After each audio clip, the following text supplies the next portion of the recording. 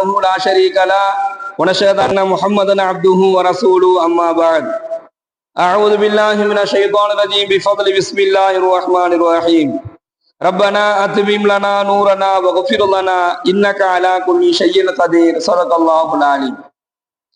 கண்ணியத்திற்குரிய அல்லாஹ்வின் நல்லடியார்களே, சகோதரர்களே, வக்ஃபிர் லனா, எங்கள் இறைவா எங்களை மன்னிப்பாயாக, இன்னக அலா குல்லி ஷைஇன் கதீர், அனைத்து வஸ்துக்களின் மீதும் நீயே ஆற்றலுடையவன்.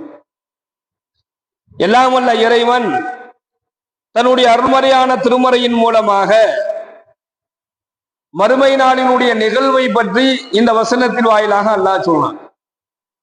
அந்த நாளை பற்றி சொல்வதற்கு முன்னால், மறுமை நாள், அந்த உலகம் அழியக்கூடிய அந்த அழிவு நாள், அதற்கு பின்னால் வரக்கூடிய அந்த மறுமை நாள், இவைகள் வருவதற்கு முன்னால் இந்த நாள் இப்படித்தான் நடக்கும் அப்படிங்கிறத சொல்றதுக்கு முன்னாடி இதை யாரும் கட்டுக்கதைன்னு நினைச்சிடக்கூடாது. உலகங்கிறது அழியாது, மறுமை நாள் என்பது ஒன்று கிடையாது என்கின்ற எண்ணம் வந்துடக்கூடாதுங்கிறதுக்காக வேண்டி இது ஒரு கதையாகவோ இது ஒரு கற்பனையாகவோ அல்லது உங்களை பயமுறுத்துறதுக்காக வேண்டியோ இதை என்ன செய்யல, இதை நான் சொல்லல. இது கண்டிப்பா வரும், அந்த நாள் கண்டிப்பா வரும்.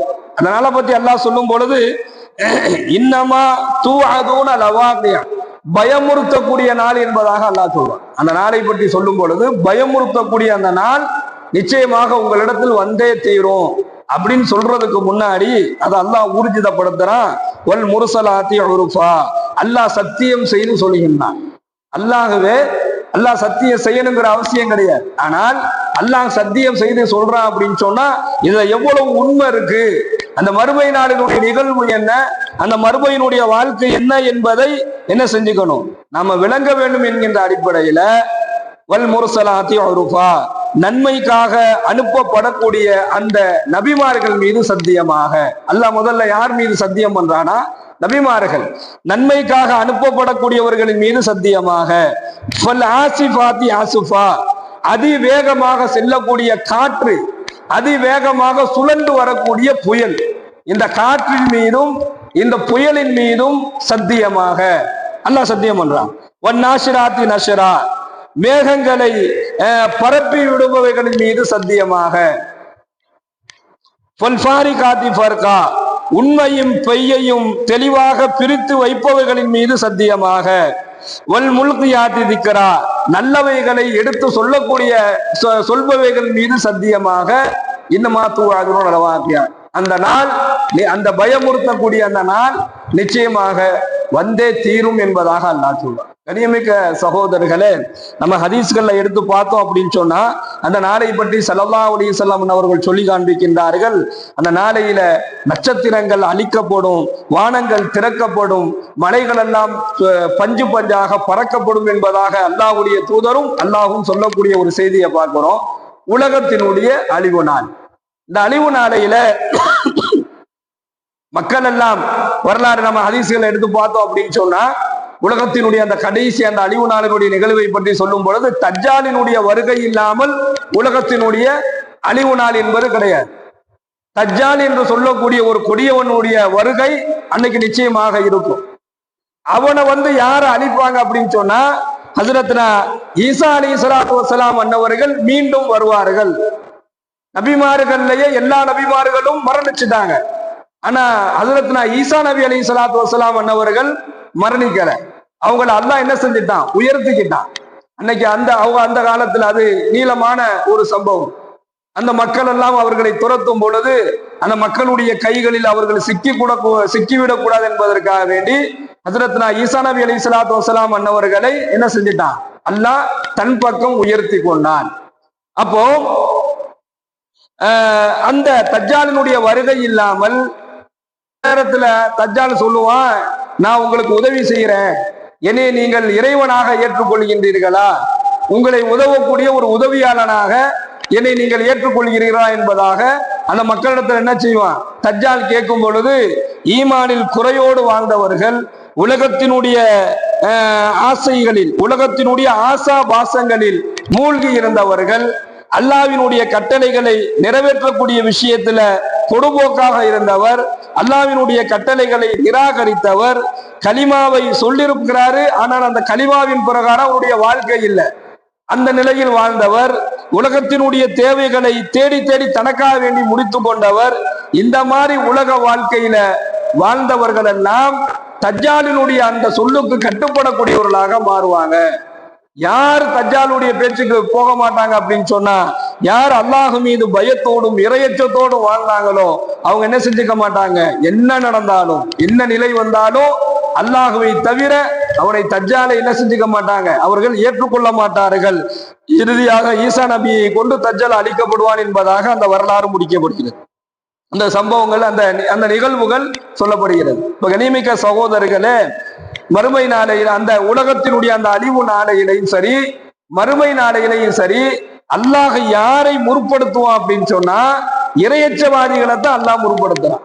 இரையச்சவாதிகளுக்கு தான் அல்லாஹ்வினுடைய முன்னுரிமை அங்க கிடைக்கும். யாரு அங்க அல்லாஹ் கூடத்துல சிறந்தவர்களாக ஆக்கப்படுவார்கள்.